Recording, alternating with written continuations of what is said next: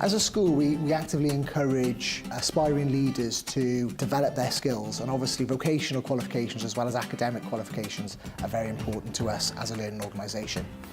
The reasons behind it was we wanted to grow our staff, empower them to develop their skills and improve the teaching and learning across the school, improve the leadership across the school, and through the apprenticeship those goals have been met.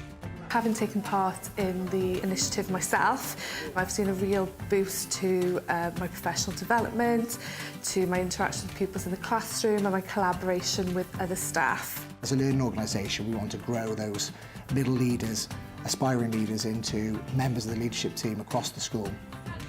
It's a huge boost to morale for myself from a personal level, but also for lots of other staff in school as well.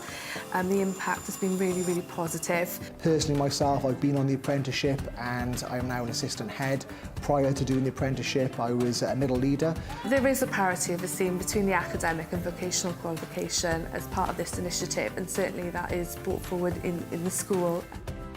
Those colleagues that have been on the apprenticeship, their areas have improved dramatically across the school, and that's had a direct impact on overall results for the school, which have improved over the last 3 years.